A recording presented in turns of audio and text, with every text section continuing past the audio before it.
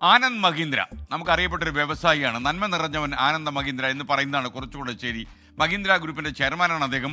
പലപ്പോഴും അദ്ദേഹം വാർത്തകളിൽ നിറയാറുമുണ്ട്. കുറച്ചു കാലം മുമ്പാണ് മഹാരാഷ്ട്രയിലെ ലോഹപ്പണിക്കാരനായ ദത്താത്രേയ തൻ്റെ മകനു വേണ്ടി പഴയ വാഹനങ്ങളുടെ സ്ക്രാപ്പ് ഉപയോഗിച്ച് ഒരു ചെറിയ ജീപ്പ് ഉണ്ടാക്കി. ഈ വാർത്ത വളരെ പോപ്പുലറായി, ഇന്നത്തെ ഭാഷയിൽ പറഞ്ഞാൽ വൈറലായി. ഈ വാർത്തയും അതിൻ്റെ വീഡിയോയും സോഷ്യൽ മീഡിയയിൽ വൈറലായ നേരം ആനന്ദ് മഹീന്ദ്ര അത് കണ്ടു. ദത്താത്രേയയുടെ കഴിവിനെയും കഠിനാധ്വാനത്തെയും ഇദ്ദേഹം വളരെ അഭിനന്ദിച്ചു.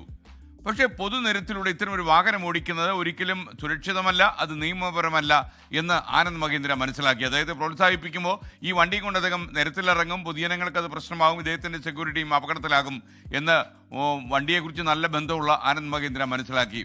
അതുകൊണ്ട് അദ്ദേഹം ഒന്ന് തീരുമാനിച്ചു, ആ ജീപ്പിന് പകരം പുതിയൊരു മഹീന്ദ്ര ബൊലേറോ വാഹനം ദത്താത്രേയയ്ക്ക് കൊടുക്കുക.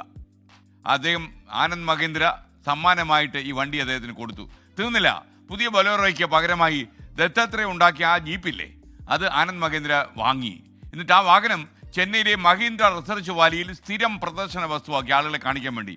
അതിന് അദ്ദേഹത്തിൻ്റെ മനസ്സിലൊരു ലക്ഷ്യമുണ്ടായിരുന്നു. കുറഞ്ഞ ചെലവിൽ കൂടുതൽ കാര്യങ്ങൾ ചെയ്യുന്നതിന് ദത്താത്രേയ നിർമ്മിച്ച ഈ വാഹനം പുതിയ കാല എഞ്ചിനീയേഴ്സിന് ഒരു പ്രചോദനമാകണം. അതിനുവേണ്ടി മാത്രമാണ് ഞാനിത് റിസർച്ച് വാലിയിൽ പ്രദർശിപ്പിക്കുന്നത്. ഇതായിരുന്നു ആനന്ദ് മഹീന്ദ്രയുടെ നിലപാട്.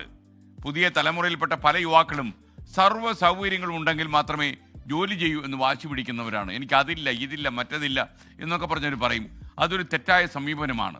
വലിയ ആശയങ്ങൾ പ്രാവർത്തികമാക്കാൻ വലിയ സംവിധാനങ്ങൾ വേണമെന്നത് തെറ്റിദ്ധാരണയാണ്.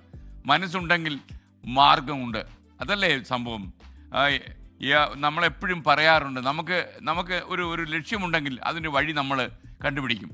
അപ്പോൾ അതുകൊണ്ട് തന്നെ വലിയ സൗകര്യങ്ങളും ആർഭാടവുമല്ല നമ്മളെ നല്ല വഴിയിലേക്ക് നയിക്കുക. അത് ചെയ്യാനുള്ള ഒരു മനക്കട്ടിയും മനധൈര്യവും ആത്മവിശ്വാസവുമാണ്.